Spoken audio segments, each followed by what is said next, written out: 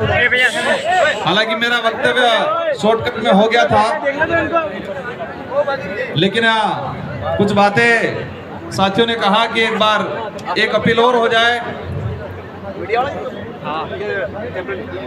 मैं यहाँ के मीडिया के साथियों को मैसेज पहुंचाना चाह रहा हूं कि आपने शायद अब तक की कोई ऐसी सभा या ऐसी रैली पहली बार देखी होगी जो एक बार सभा हो गई, सभा होने के बाद रैली हो गई और वापस सभा में शांतिपूर्वक बैठे हुए हैं, ऐसा कार्यक्रम पहली बार देखा होगा।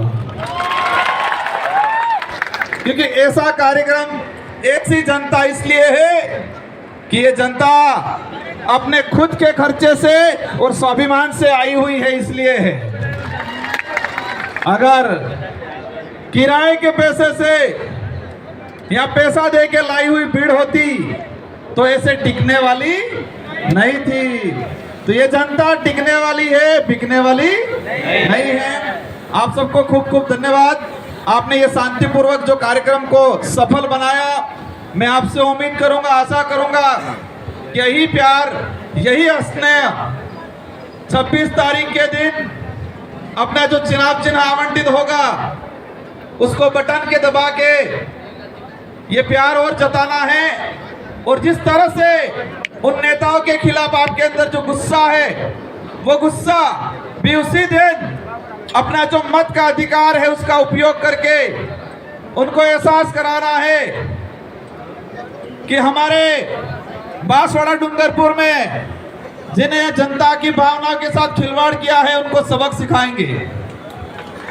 इस पंडाल के अंदर हमारे एससी समुदाय के भाई, ओबीसी के भाई, माइनॉरिटी के भाई, अन्य वर्ग के जो भी भाई आए हैं, आप सबको भी तहे दिल से धन्यवाद देना चाहूंगा कि आपने सच्चाई का साथ दिया, लोकतंत्र का साथ दिया। इसके लिए आप सबको खूब खूब धन्यवाद। साथ ही आप सबको लगा होगा क्या कहीं हमारे कांग्रेस के पदाधिकारी, बीजेपी के भी कई कार्यकर्ता आए हैं, क्योंकि यहाँ की जनता को, यहाँ के कार्यकर्ताओं को पता चला है कि जिस नेता ने बांसवाड़ा डूंगरपुर की जनता को कांग्रेस के नाम से गुमराह करके, लोगों को पाबंद करके, डरा धमका के और आज बीजेपी में चला गया है, तो जनता समझ चुकी है उनके पीछे भागने वाली नहीं है। तो उन सारे कार्यकर्ताओं को भी धन्यवाद देना चाहूंगा कि आपने इस महान जो रैली आयोजन था उसमें समर्थन दिया, आपने साथ दिया। और मैं आशा करूंगा कि यही समर्थन, यही सहयोग वोटिंग में तब्दील हो और अवश्य डूंगरपुर बांसवाड़ा के अंदर एक ऐतिहासिक परिणाम आएगा और इतिहास रचा जाएगा। साथियों, बातें अनेक हैं। आज से हमारा कारवां शुरू होगा। लोग कहते हैं वो बहुत ताकतवर है, लोग ये भी कहते हैं बहुत पैसे वाले हैं, लेकिन ये देश पैसा और किसी व्यक्ति के ताकत से नहीं चलता। ये देश 18 साल की उम्र पूरी करने वाले प्रत्येक नागरिक से चलता है और उनके पास देश चलाने की चाबी है, जिसको हम वोट कहते हैं। मैं पुलिस प्रशासन के साथियों को भी धन्यवाद देना चाहूंगा। इस कार्यक्रम में आपका शानदार सहयोग रहा और उम्मीद करूंगा इसी तरह संविधान को मानते हुए, नियम कायदों को मानते हुए, किसी के साथ भेदभाव नहीं करे और लोकतंत्र को जीवित रखने में जो हमारी विचारधारा काम कर रही है, आप लोकतांत्रिक व्यवस्था को ध्यान में रखते हुए संविधान के अनुरूप इस बांसवाड़ा डूंगरपुर की जनता को साथ दे। यही हमारा सच्चा लोकतंत्र कहलाएगा। साथियों, मैं एक दिन माँ की द्वारा में गया, एक बड़े बुजुर्ग से बातचीत हुई। बुजुर्ग व्यक्ति से पूछा, काका वे किम नौकर हो? तो उस वडील ने कहा कि एमएलए साहब मालविया जी के जो मुस्कर हैं। मैं भी विचार में आ गया, अभी तक समझ में, मैं भी सोच में पड़ गया, अभी तक उनको समझ में नहीं आया। दुखी होके वापस पूछा, काका यार ये थोड़ा परिवर्तन करो पड़ेगा। ना ना मालविया जी के जो करूंगा।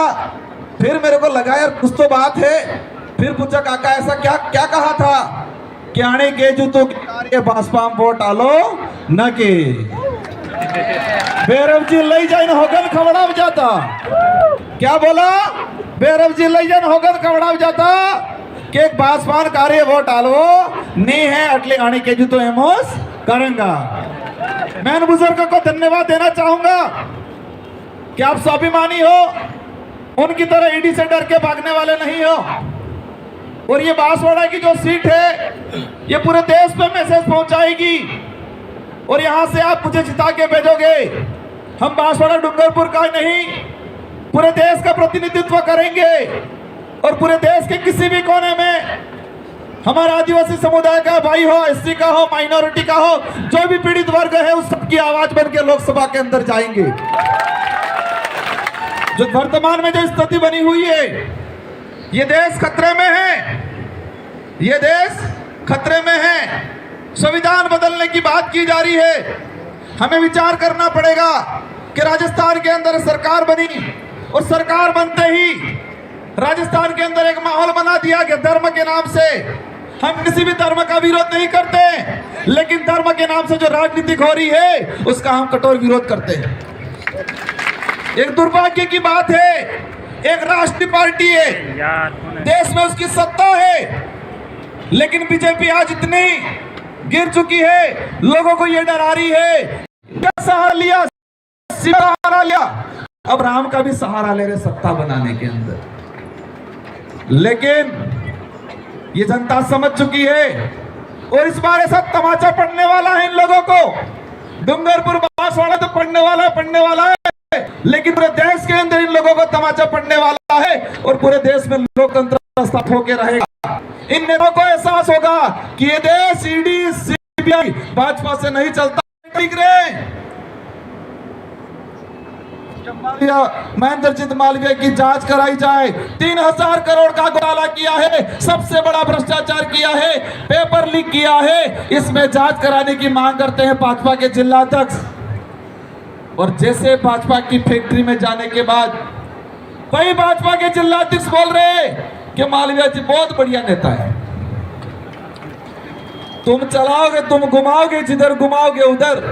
और ये बांसवाड़ा डूंगरपुर की जनता घूमने वाली नहीं है, तुमको चक्री में घुमा के पेटी में बंद करके एक देके घर पे बिठाने का काम करेगी इस बार।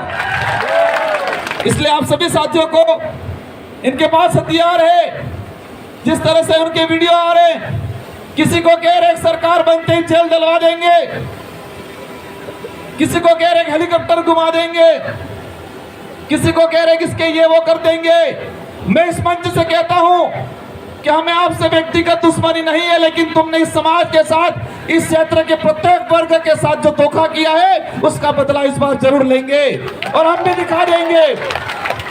दिखा देंगे कि देश के संविधान में ताकत है या भाजपा में ताकत है।